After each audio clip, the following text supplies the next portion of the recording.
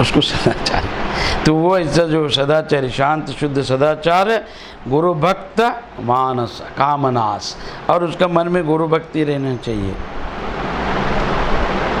पदवी प्रतिष्ठा मिला, ये बड़ा बना, धनवान है या गुणवान है, रूपवान है, पदवीवान है, तो उसका प्रदर्शन नहीं करना चाहिए कि मैं बहुत बड़ा हूँ तो मैं कैसा जाऊँ गुरु के पास, क्यों नमस्कार करूँ, ऐसा भावना नहीं रहना चाहिए। तो वहाँ पर पदवी प्रतिष्ठा जात सब छोड़कर शरणागत भावना से जो रहता है, शांत शुद्ध हृदय वाला, तो हृदय कैसा शांत चित्त रहना चाहिए, चंचलता नहीं। बैठे ध्यान कर सुनने वक्त हाथ पैर हिलाना, वो चंचलता का प्रतीक है, या आगे पीछे देखना, ये उड़ जाना चलना, तो वहाँ पर स्थिरता नहीं है, शांत नहीं है। तो उसके लिए यहाँ पर बोले शांत का अर्थ क्या, मन से, शुद्ध क्या है ना, भावना से, सदाचार यानी विचार से। तो वो जो रहेगा उसमें गुरु भक्त आता है, गुरु भक्ति प्रादुर्भाव होता है। और गुरु भक्ति जिसमें रहता है फिर अन्य भक्ति की जरूरत नहीं कि सा शिवहा या गुरु सा शिवहा, सब बोला है। गुरु करने के बाद फिर शिव अलग गुरु अलग नहीं है, वही ब्रह्मा वही विष्णु वही सब कुछ है, वो सगुण है और वो चलता है फिरता है बोलता है। कैसा 3 आंखों वाला शिव है, 4 हाथ वाला विष्णु है भगवान, चतुर्मुख ब्रह्मा है। इन सबका अलग अलग क्रिया है। क्या क्रिया है? गुरु ब्रह्मा गुरु विष्णु गुरुदेवो महेश्वरा, गुरु साक्षात पर ब्रह्मा तस्मै श्री गुरुवे नमः।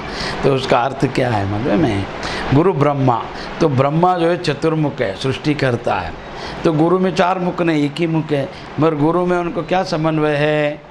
तो जैसा वो सृष्टि करता है, वो सृष्टि का प्रलय है, नाश है, मगर गुरु जो सृष्टि करता है वो शाश्वत है, वो भी ब्रह्म रूप है, चतुर्मुख नहीं, एक ही मुख है, मगर ब्रह्म के समान है।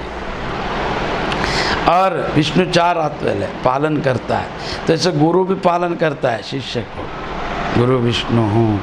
तो 4 हाथ से वो, ये तो 1000 हाथ वाला है, बहुमुखी है, बहुदृष्टि, तो सब ज्ञान देता है, हर तरह का ज्ञान देकर रक्षणा करता है, इसके लिए विष्णु स्वरूप है। और अज्ञान को नाश करता है, इसके लिए शिव रूप है। और ये तीनों गुण उनमें एक में हैं, ना उनके पास 3 नेत्र है, ना 4 भुजा है, ना 4 मुख है ना। तो ये सब शिव रूप प्रत्यक्ष, वहाँ पर ब्रह्मा विष्णु में साक्षात गुरु परब्रह्मा। और जो परब्रह्म निर्गुण निराकार है उन्हीं का ही साकार मूर्ति है गुरु। गुरु ब्रह्मा गुरु विष्णु गुरुदेवो महेश्वरा, गुरु साक्षात परब्रह्म तस्मै श्री गुरुवे नमः। ऐसा जो गुरु को मैं नमन करता हूँ, तो इससे गुरु भक्ति आ जाता है। तो ब्रह्मा विष्णु में या गुरु सा शिवा, तो शिष्य गुरु और शिव अलग नहीं बोलना चाहिए, द्वैत हो जाता है। गुरु ही शिव है, शिव ही गुरु। किसके लिए? ये गुरु भक्त है, सदाचारी है, शांत है, शुद्ध है, ऐसा उसको पार्वती ज्ञान दृढ़ चित्ते है। तो कैसा रहना चाहिए? सदाचारी होना चाहिए। और वो व्यक्ति कैसा रहना चाहिए? दृढ़ चित्ते कृतज्ञ च देवः क्षेत्र सुरोदयम। तो वो जो उसके पास वो व्यक्ति में, वो विद्यार्थी में मन भटकता नहीं होना चाहिए, स्थिर रहना चाहिए और दृढ़ चित्त रहना चाहिए। फिर उसको ये विद्या दान देना चाहिए, अन्यथा नहीं देना चाहिए। ये गुण शिष्य में होना चाहिए। और शिष्य ही अधिकारी है ज्ञान लेने का, प्रचार प्रसार करने का और गुरु बनने का। अगर अच्छा शिष्य है वही गुरु बन सकता है, अन्यथा नहीं। तो इसके लिए अधिकार, कभी सब में अधिकार है, उसके अंदर संशय निवारण करने का शक्ति, सहनशीलता, परंपरा चलाने का बुद्धि और सबको लेके चलने वाला सामर्थ्य अगर है, वो गुरु वही बनता है। उत्तम शिष्य ही उत्तम गुरु बनेगा, अन्यथा नहीं। तो दुष्ट कौन है, किसको नहीं देना चाहिए?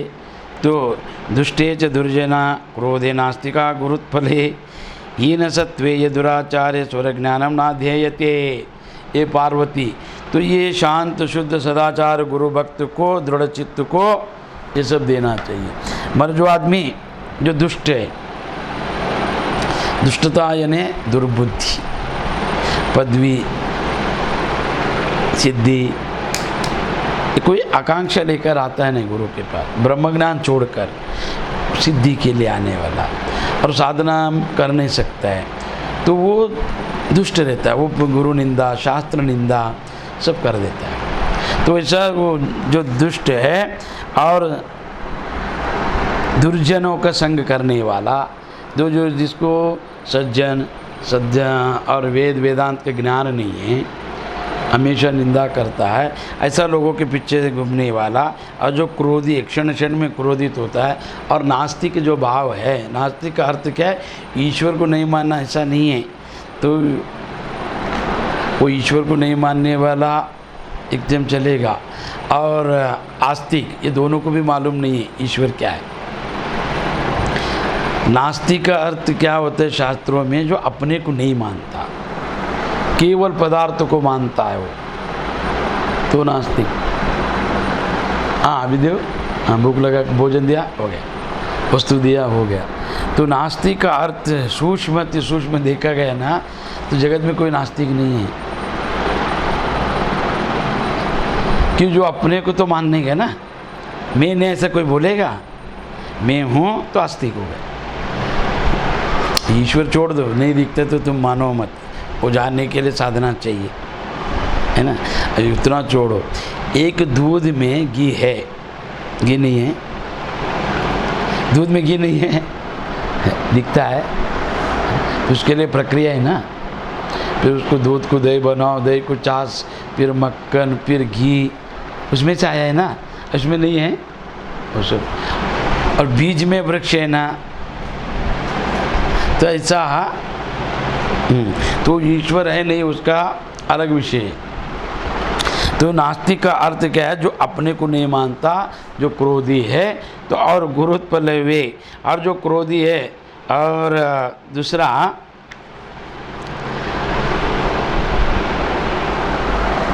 गुरु अगर गृहस्थी है, तो उनका जो परिवार है उनके ऊपर दुष्ट नज़र रखना या आलोचना करना, निंदा करना। अगर गुरु सन्यासी है, ब्रह्मचर्य, उनके ऊपर आश्रम या उनके ऊपर ये करना, निंदा करना, या गुरु चलते वक्त गुरु को ढकलना, या गुरु का परिचय के ऊपर पैर रखना, या उनके आसन पे जाके बैठना, या उनका पलंग पे शैया में सोना, या उनका वस्तु को लेना, ये सब गुरु द्रोह है। तो इसके लिए यहाँ पर बोला है गुरु पलंगे हीनत्वेन दुराचारे, तो ये गुरु का परिचय का जो उल्लंघन करने वाला दुराचारी प्रतिभाहीन को कभी भी ये विज्ञान, ये ज्ञान दान में नहीं देना चाहिए। तो ये श्रोत कथितम देवी देयस्त ज्ञानम उत्तम ये न विज्ञान मात्रेन सविज्ञात्वं प्रणीयते। ये देवी प्रत्येक देह के भीतर जो रहस्य छुपा है उसे कह रहा हूँ, अभी वो ध्यान के रूप में मैं सब बताता हूँ। इस स्वर शास्त्र का उपयोग किसको देना है, जो भक्त है, दृढ़ है, उसको देना है। जो दुराचारी है, अज्ञानी है, तो उसको साधना जो नहीं करते उसको कभी नहीं देना है, इतना ही याद रखो। साधना ही नहीं है तो वो दुराचारी रह गई, और जिसमें जिज्ञासा नहीं है, जानने का इच्छा ही नहीं, उसको क्या सिखाएगा। जो मांगेगा उसको दे सकते हैं ना, और मांगने का जो भावना जिसमें है, पात्र अच्छा है उसको देना चाहिए। अगर पात्र में छिद्र है, आप जितने भोजन डालो गिर जाएगा। तो इसके लिए शुद्ध बुद्ध रहेगा तो ये ज्ञान आएगा, अन्यथा नहीं आएगा। तो ज्ञान आने के लिए ईश्वर कृपा, गुरु कृपा, वेद कृपा, अंतकरण कृपा अनिवार्य है। तो उसका मन भी नहीं है तो सिद्धि नहीं होएगा, ईश्वर कृपा नहीं है तो सिद्धि नहीं होएगा, और वेद का ज्ञान नहीं, शास्त्रों का ज्ञान नहीं, सिद्धि नहीं होएगा। इसके लिए 4 कृपा अनिवार्य है। क्या? गुरु कृपा, ईश्वर कृपा, वेद कृपा, अंतकरण कृपा। तो गुरु कृपा भी, ये 4 कृपा जब जम जाएगा तो ऐसे बैठ जाएगा, अन्यथा संभव नहीं है। इसके लिए तो चिंता नहीं है, तो देना चाहिए ज्ञान, परिपक्व होना चाहिए, और परिपक्व हृदय में ज्ञान प्रवेश करेगा। पत्थर में आप चाकू नहीं घुसा सकते, पत्थर है, जड़ है, उसमें तलवार घुसेगा? नहीं, तो ऐसा जड़ बुद्धि को ज्ञान प्रवेश नहीं करेगा। तो जड़ बुद्धि है ना भौतिकवाद, देहाभिमानी, वस्तु का लालच, पदवी का लालच, विषय आकांक्षी, तो उसमें तो ज्ञान कोई होएगा नहीं, वो दिखावा करेगा। वो चले आएगा, भक्ति दिखाएगा, फिर साधना मांगेगा, ले जाएगा, और साधना सिद्ध नहीं होएगा से वो पद भ्रष्ट हो जाएगा। तो इसके लिए कोई चिंता नहीं है। तो ईश्वर का ये ज्ञान है तो ईश्वर ही देगा और ईश्वर ही कराएगा, ईश्वर इसमें प्रवेश करेगा, तो उसका चिंता नहीं। केवल कैसा रहना चाहिए? दृढ़ भक्ति उसमें रहना चाहिए, गुरु भक्ति रहना चाहिए, साधक रहना चाहिए। तो ऐसा ये सर्व ये देवी प्रत्येक देह में भीतर जो रहस्य छुपा है उसे कहता हूँ, ध्यान से सुनो। इस रहस्य के जानने मात्र से मनुष्य सभी बातों से पूरी तरह परिचित हो जाता है। तो ऐसे ये ध्यान, ये क्या क्या है आगे